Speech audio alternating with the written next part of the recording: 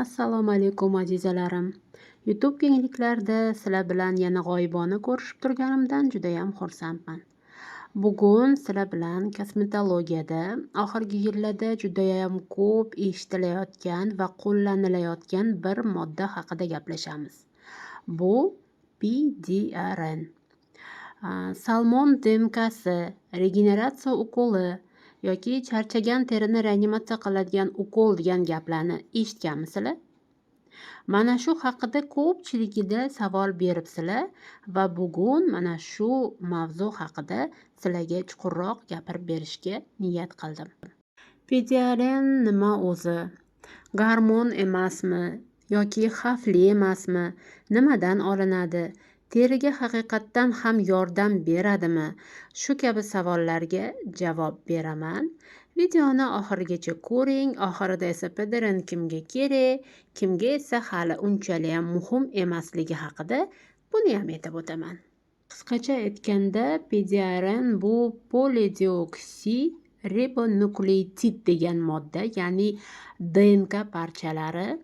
Biroz qo'rqinchli eshitiladi, lekin qo'rqishga hojat yo'q.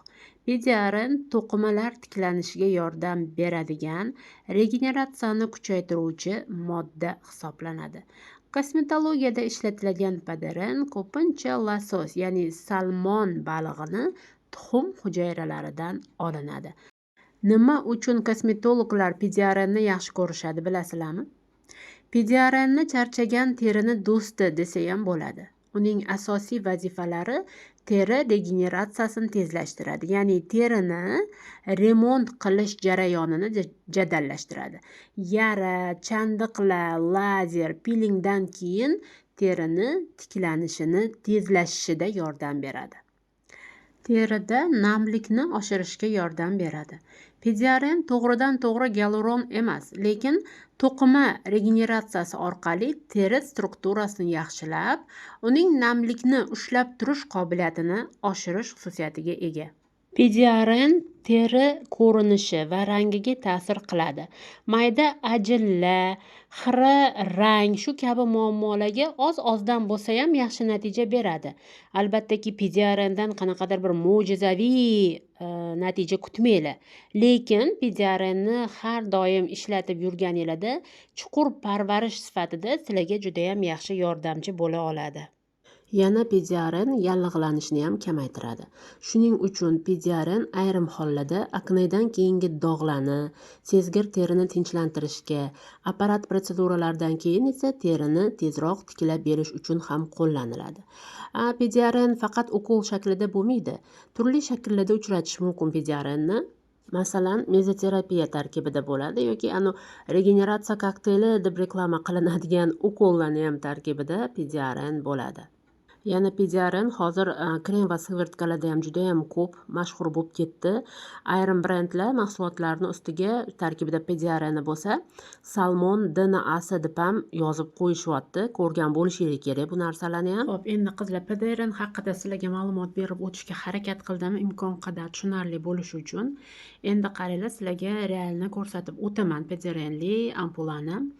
To'g'ri, inyeksiyali PDRNni ta'siri kuchli bo'lishi mumkin, tez bilinadi, lekin o'zini kuchini tez yo'qotadi qizlar. Aytib qo'ying, kuchini juda ham tez yo'qotadi. Krem yoki mana bunaqa ampula ko'rinish shaklida ishlatsanglar, bular yumshoqroq bo'ladi, ta'sir qilishi teriga va natijasi uzoqroq vaqtga yetadi sizlarga. Xo'p, PDRNli kosmetikani 25 yoshdan keyin bemalol ishlatsanglar bo'ladi. Qachonki teringlar stress holatida bo'lsa, ya'ni stress holatida bo'lsa degani nima degani? Stress holatida bo'lsa degani, masalan, yuzingizga ko'p agressiv vositalar ishlatdinglar, pilinglar yoki kislotli narsalar yoki retinol ishlatdinglar va teringlar charchadi. Ana shunaqa paytda terini dam oldirish uchun, davolash uchun PDRNli kosmetika ishlatsanglar bo'ladi. Yoki teringlarni namligi kamaydi. U sezyapsizlar, teringlar quriyapti, o'zingizga bilinyapti, krem sursanglar hech qanaqa foydasi bo'lmayapti. Shunaqa paytda mana shunaqa PDRNli vositalar juda ham yaxshi yordam beradi. Xo'p, keyin masalan kosmetologlarga borib qanaqadir lazerlar olsanglar yoki bo'lmasam qanaqadir agressiv pilinglar qilishadi, ular jeltoy pilinglar qilishadi. Shunaqalar qilganinglarda terini holatini tezroq yaxshilash uchun ham pediarenli vositalar ishlatiladi. Xo'p, yana bitta narsa, uzoq muddat masalan ochiq havoda bo'lolmaydiganlar, quyosh nurini ko'rolmaydigan, masalan toza havo, quyosh nuri ham baribir qanaqadir darajada yuzimizga to'g'ri quyosh nuri salbiy ta'sir qilgani bilan baribir bu narsa kerak bizani organizmimizga, terimizni chiroyli yarqirab turishi uchun, sog'lom porlashi uchun. Ko'proq vaqt masalan sexda, zavodlarda mana ishlaydigan, ertalab ishxonasiga borib olib, kechqurun shomda chiqadiganlar borda, umuman quyosh yuzini ko'rmaydiganlar bor masalan ishlaydigan joyi. Ana shunaqalarga ham ishlatsangiz bo'ladi. Yuzinglarning rangi xira bo'lib qolganda, yuzinglarning rangini juda ham chiroyli qilib beradi, glow effekt beradi yuzga. Xo'p, odamlar ko'pincha so'rashadi, Telegram kanalimda ham, bu yoqda ham, YouTube'da ham, bu o'zi xavfsizmi pediaren? Chunki pediaren deganda qanaqadir odamlarda DNK dan olinadi deganimda, odamlarda qanaqadir qo'rquv boshlanadi. DNK bu demak qanaqadir gormon emasmi? Ertaga bizni ishlatsa, bizani DNKmizga ta'sir qilmaydimi degan narsalar bo'ladi-da. Yo'q, qizlar, qo'rqmanglar, unaqa qo'rqinchli narsa emas. Baliq DNKsi degani bilan bu DNKni katta yaxlit bo'laklaridan olinmaydi, qanaqadir kichkina fragmentlaridan olinadi xolos. O'shaning uchun buni hech qanaqa bizani gormonlarimizga yoki DNKmizga hech qanaqa aloqasi yo'q va ta'siri ham yo'q qizlar. Mana hozir qo'limda Dermafactory brendini tarkibida 4% pediaren bo'lgan ampulasi turibdi. Bu ampula hozir o'zim ishlatyapman bu ampulani qizlar. Mana hozir ko'rinishini och sariq rangda bo'ladi. Mana surilganda qo'linglarga juda ham yoqimli. Shunaqa bir mayin bir qanaqadir narsa surayotgandek, shunaqa yoqimli, juda qizlar yoqimli, tushuntirib bera olmayman. Buni albattaki ishlatib ko'rib o'zinglar bilasizlar. Mana shunaqa yaxshi suriladi yuzga, yengil yotadi yuzga. Mana aytganimdek juda ham yaxshi namlab beradi yuzni va ichkaridan terini hujayral darajasida shifo baxsh narsa desam ham bo'ladi-da, yangilab beradi. Mana shu faqat bitta narsani aytib o'tmoqchiman. Pediarenli ampula ishlatasizlarmi yoki krem ishlatasizlarmi? Bularni kechqurunga ishlatishinglarni tavsiya qilgan bo'lardim. Chunki bu mana hozir tez shimiladi o'zi teriga, lekin yupqa plyonka hosil qiladi teri yuzasida va buni ustidan SPF suraman desanglar yoki bo'lmasam tonalka suraman desanglar, bundoq tonalka yoki SPF surganingizda birpasdan keyin bunaqa katishka bo'lib teringlardan to'kilib tushadi. Keyin voy deysizlar, nima bo'ldi? Tonalkam yomon bo'lib qoldimi yo SPFim aynib qoldimi deysizlar. Unaqa bo'lmaydi aslida, lekin pediaren o'sha SPF va tonalkalar bilan chiqishmas ekan. Chunki men o'zim ishlatib ko'rib bildim. Ertalab kunduziga surgandim. Menda ham xuddi shunaqa holat bo'ldi. Har doim ishlatib yurgan SPFim qumuloq bo'lib yuzimda hamma yog'imda katishka bo'lib qoldi. Keyin aytdim, ha, demak buni kechqurunga ishlatish kerak ekan. Kechqurun ishlatsanglar, ertalabgacha yuzinglarni chiroyli qilib davolab, chiroyli holatga olib keltirib beradi. Ana shunaqa gaplar qizlar. Pediaren haqida bugun sizlarga qo'limdan kelganicha aytib berishga harakat qildim. Xo'p, endi pediarenni hamma uchun ham bemalol ishlatsa bo'ladi, boya aytganimdek, lekin agar hali siz 18 ga to'lmagan bo'lsangiz yoki bo'lmasam yuzingiz o'zi normal holatda bo'lsa, agressiv vositalar ishlatmayotgan bo'lsangiz, sizga juda ham muhim emas qizlarjonlar. O'zi ziyon qilmaydi, ishlatsa ziyon qilmaydi.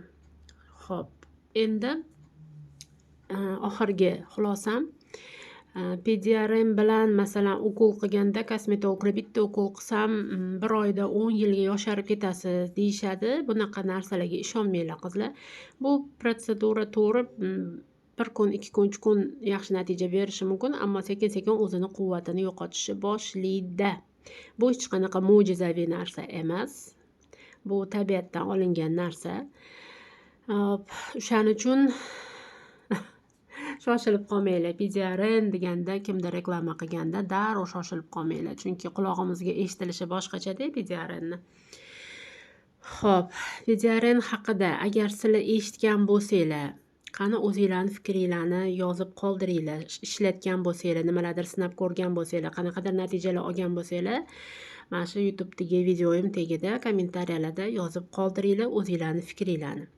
Va yana shunaqa sizlardan iltimos qilgan bo'lardimki, yana qaysi kosmetik moddalar haqida video olishimni xohlaysizlar, shu kommentariyaga yozib qoldiringlar. Nasib bo'lsa, navbatdagi videolarimda sizlar xohlagan mavzuda video chiqarib berishga harakat qilaman.